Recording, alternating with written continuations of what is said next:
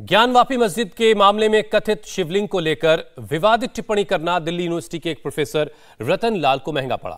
Professor रतन लाल को Delhi police ने शुक्रवार देर शाम गिरफ्तार कर लिया है। प्रोफेसर रतन लाल के खिलाफ नॉर्थ डिस्ट्रिक्ट के साइबर सेल में एफआईआर दर्ज करवाई गई। प्रोफेसर रतन लाल की गिरफ्तारी के बाद डीयू के छात्रों ने विरोध प्रदर्शन किया। पोस्टर और बैनर के साथ साइबर थाने के बाहर बड़ी तादाद में छात्र पहुंचे और इस गिरफ्तारी के खिलाफ नारेबाजी हुई। प्रोफेसर रतन लाल ने ज्ञानवापी मस्जिद में मिले कथित शिवलिंग पर सोशल मीडिया पर आपत्तिजनक पोस्ट किया था। प्रोफेसर रतन लाल का यह पोस्ट देखते ही देखते सोशल मीडिया में वायरल हो गया। प्रोफेसर के इस विवादित पोस्ट को हिंदुओं की धार्मिक भावनाओं को ठेस पहुंचाने वाला माना गया। इसके खिलाफ एक वकील ने नॉर्थ डिस्ट्रिक्ट के साइबर सेल में एफआईआर दर्ज करवाई। इस मामले ने तूल पकड़ा तो प्रोफेसर ने अपना पोस्ट डिलीट कर दिया, लेकिन तब तक काफी देर हो चुकी थी। दिल्ली पुलिस की साइबर सेल ने इस पर फौरन एक्शन लिया और अब उन्हें गिरफ्तार कर लिया गया है। प्रोफेसर रतन लाल हिंदू कॉलेज में इतिहास विभाग के प्रोफेसर हैं। इसी मामले में प्रोफेसर रतन लाल के खिलाफ कानपुर में भी एक केस दर्ज हुआ है। प्रोफेसर रतन लाल के खिलाफ साइबर क्राइम पुलिस ने आईपीसी की 2 धाराओं में केस दर्ज किया है। पहली धारा 153A, जिसके तहत प्रोफेसर पर आरोप है कि उन्होंने धर्म को लेकर अपनी टिप्पणी से अशांति फैलाने की कोशिश की, जबकि दूसरी धारा है आईपीसी 295A। इसके तहत आरोप है कि रतन लाल ने धार्मिक भावना को आहत करने की कोशिश की। विवादित पोस्ट को लेकर जब इंडिया टीवी ने प्रोफेसर रतन लाल से बात की तो उन्होंने साफ साफ कहा कि उन्होंने सिर्फ अपनी राय दी थी। किसी की धार्मिक भावना को ठेस पहुंचाने का उनका कोई मकसद नहीं था। इतना ही नहीं, प्रोफेसर रतन लाल ने ज्ञानवापी मस्जिद विवाद को 2024 के लोकसभा चुनाव का एक बड़ा मुद्दा भी बताया। आपके मुताबिक इससे धार्मिक भावनाएं आहत नहीं होनी चाहिए, जो आपने लिखा नहीं होनी चाहिए थी। इसमें बहस होनी चाहिए थी और इंटेलेक्चुअल्स को मीडियवलिस्ट बुलाते हैं, मीडियवल इंडिया की हिस्ट्री के जानकार बुलाते, आर्ट हिस्टोरियन बुलाते, उसमें आर्कियोलॉजिस्ट बुलाते। और दूसरी बात कह रहा हूं, काटिएगा नहीं कि अगर आप डिगिंग कर रहे हैं, एक्सकवेशन कर रहे हैं ना, तो थोड़ा और ज्यादा डीप करिए। हो सकता है नीचे बौद्ध विहार भी मिले, उसके नीचे। मैं एक जगह मैंने बोल दिया कि क्या है एक जर्नलिस्ट को कि ये फवारा है या लिंग है, आप बताइए। मैंने कहा कुछ नहीं, ये राजनीति है, 24 की तैयारी हो रही। नाराज हो गए। तो आपके मुताबिक ये 2024 के चुनाव की तैयारी है, डेफिनेटली, इसलिए हवा दी जा रही है। हाँ डेफिनेटली, ये पूरा 24 का चुनाव है। अब उनको सेंटिमेंट हर्ट हो गया, आप क्या बताइए क्या करें। मेरा ओपिनियन है ना, आप माने ना माने अलग बात है। तो उनका सेंटिमेंट हर्ट हो गया। या भविष्यवक्ता नहीं है तो साधु मौलवी या पत्रकार ही खाली भविष्यवक्ता होगा। इतिहास हम लोग पढ़ते हैं इसे झाल बजाने के लिए। प्रोफेसर रतन लाल के वकील ने कहा कि उनके मुवक्किल को साजिश के तहत गिरफ्तार किया गया है। उन्होंने ऐसा कोई गुनाह नहीं किया जिसकी वजह से उन्हें गिरफ्तार किया जाता। देखिए, मामला ये है कि एक झूठा मुकदमा उनके खिलाफ दर्ज किया गया और मैं ये एफआईआर पढ़ रहा हूँ, तो इसमें कोई भी ऐसी बात नहीं लिखी है जो कॉग्निजेबल ऑफेंस है। इनके कंप्लेंट में ही कोई कॉग्निजेबल ऑफेंस बनता ही नहीं है। उसके बावजूद भी अगर इस झूठी कंप्लेंट को सच्चा भी मान लिया जाए तो जो धाराएं लगी हैं 153A और 295A, वो ऐसी धाराएं हैं जिसमें अरेस्ट किया ही नहीं जा सकता। पुलिस को ताकत ही नहीं है। और ये सुप्रीम कोर्ट की अरनेश कुमार जजमेंट का कंटेम्प्ट है कि अगर कोई पुलिस अधिकारी ऐसे किसी मुकदमे में अरेस्ट करता है जिसमें 7 साल से कम सजा है, तो वो अरनेश कुमार की जजमेंट यानी कि सुप्रीम कोर्ट का कंटेम्प्ट है। सुप्रीम कोर्ट ने ज्ञानवापी मस्जिद के मामले को वाराणसी की सिविल कोर्ट से जिला कोर्ट को ट्रांसफर कर दिया है।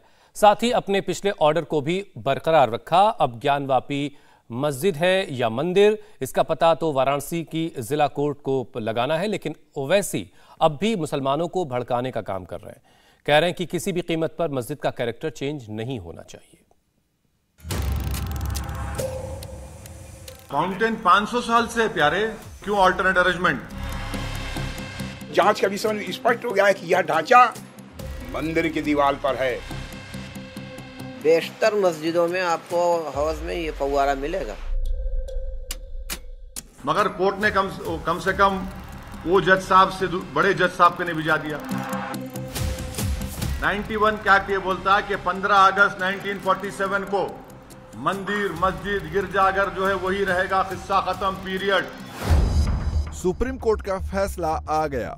मामला देश की सबसे बड़ी अदालत से वाराणसी जिला कोर्ट में पहुंच गया। लेकिन ज्ञानवापी पर जुबानी तलवारें मयान के अंदर जाने को तैयार नहीं। मुसलमान ज्ञानवापी को मंदिर मानने को तैयार नहीं तो हिंदू मस्जिद के वजूद को नकार रहे हैं। जांच का विषय स्पष्ट हो गया है कि यह ढांचा मंदिर की दीवार पर है। ज्ञानवापी के सर्वे में मिला यह शिवलिंग है या फव्वारा, इस पर बहस अदालतों में हो रही है तो इस पर जुबानी जंग बाहर भी हो रही है। बेशतर मस्जिदों में आपको हौज में ये फव्वारा मिलेगा।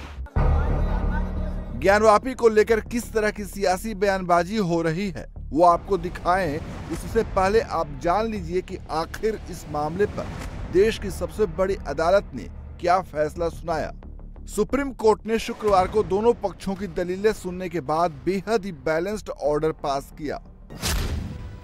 जस्टिस चंद्रचूड़ की बेंच ने मामले को जिला जज के पास ट्रांसफर कर दिया क्योंकि बेंच का मानना था कि जिला जज अनुभवी न्यायिक अधिकारी होते हैं, उनका सुनना सभी पक्षकारों के लिए फायदे में होगा।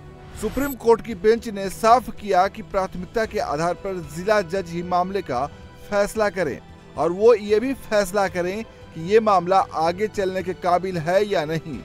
इसके साथ ही बेंच ने ये भी साफ कर दिया कि तब तक 17 मई वाला अंतरिम आदेश 8 हफ्ते तक लागू रहेगा। मतलब ये कि जिस जगह पर शिवलिंग मिलने का दावा किया जा रहा है, जिसे मुस्लिम पक्ष फव्वारा या वजू खाना बताता है, वो सील रहेगा, लेकिन ज्ञानवापी परिसर में पहले की ही तरह नमाज होती रहेगी।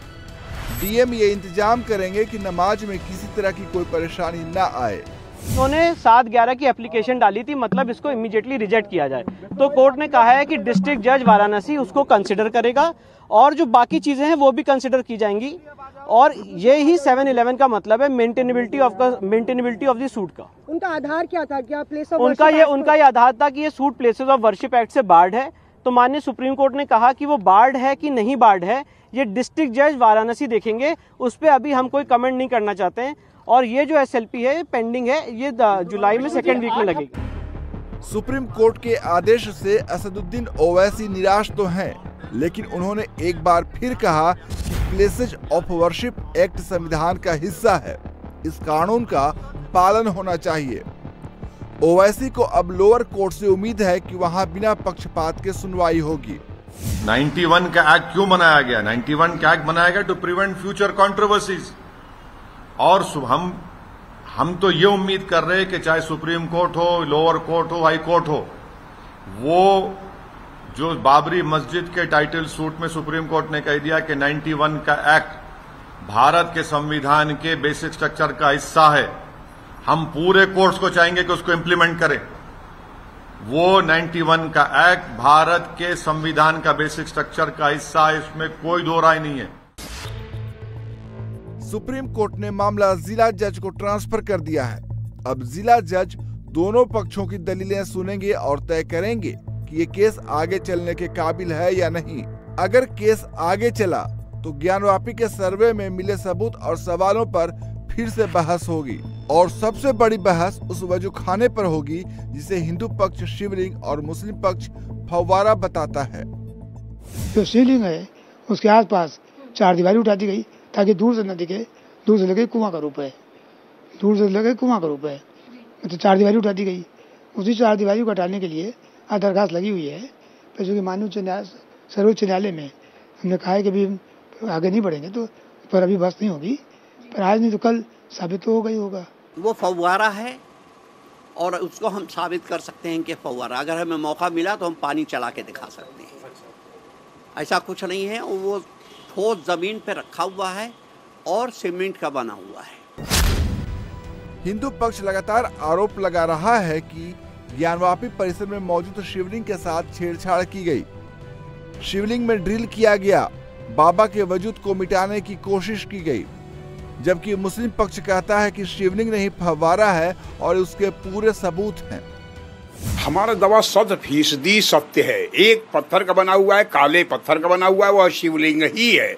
और शिवलिंग को विद्रूप करने के लिए, उसकी पहचान छिपाने के लिए वह जो है दो ईंटों को अलग से जोड़िया की गई, जो धर्म हमारे हिंदू धर्म के विरुद्ध है। और हम मुस्लिम समाज से चाहते हैं कि मुस्लिम समाज पुनः हमारे यह शिव जो है ज्ञानवापी को हमारे विश्वनाथ गिरिश्वर महामंदिर को हमको सुपुर्द कर दे। जैसे शिवलिंग कहा जाता है तो शिवलिंग के अंदर कोई सुराख वगैरह तो होता नहीं, छेद नहीं होता है, और जब वो जगह तो उसके अंदर काफ़ी अंदर तक सुराख है, उसमें कुछ चीज़ डाली गई तो बहुत अंदर तक चली गई बराबर, तो ये सब भी है। और आप पुरानी जितनी मस्जिदें हैं उनमें आप जाइएगा, इस तरीके की जो पुरानी बादशाहों के ज़माने की, उसमें इसी तरह का हौज़ भी मिलेगा, और उसमें बेशतर मस्जिदों में आपको हौज़ में ये फव्वारा मिलेगा। सिर्फ शिवलिंग ही नहीं, सर्वे में कई और संकेत भी मिले हैं जो चीख चीख कर कह रहे हैं कि ज्ञानवापी मस्जिद नहीं मंदिर ही है, और ये वाराणसी कोर्ट की बहस में सामने भी आएगी। मसलन तहखाने और दीवारों पर हिंदू धर्म के निशान क्यों हैं? मस्जिद की गुंबद के नीचे शंकुआकार गुंबद कैसे बना? नमाज वाली जगह पर मंदिर के मैप जैसा मंडप क्यों है? मस्जिद के गेट पर डमरू त्रिशूल निशान बताते हैं कि यह मंदिर है। स्टोर रूम के अंदर दीवार पर स्वास्तिक क्यों है? मस्जिद के मुख की तरफ नंदी क्यों है? सुप्रीम कोर्ट ने ये तो तय कर दिया है कि ज्ञानवापी केस की सुनवाई जो है वो बनारस के जिला अदालत में होगी, लेकिन किसी निष्कर्ष पे पहुंचना बहुत ही मुश्किल है। हिंदू पक्ष जहां अभी भी इस बात पे अड़ा हुआ है कि शिवलिंग के साइज को निर्धारित करने के लिए ज़रूरी है कि वहां पे खुदाई की जाए, वहीं मुस्लिम पक्ष इस बात पे अड़ा हुआ है कि 1991 के प्लेसेस ऑफ वर्शिप एक्ट के तहत इस पूरे परिसर में कहीं भी खुदाई नहीं की जा सकती है। अब देखना होगा कि अदालत कौन सा रास्ता अख्तियार करती है जिससे ये पता चल पाए कि वो पूरा परिसर मंदिर है या मस्जिद। कैमरामैन रोहित के साथ Bhaskar Mishra, India TV, Varanasi. India TV हर वक्त हर जगह डाउनलोड करने के लिए सर्च करें India TV news Google Play Store या ऐप स्टोर पर।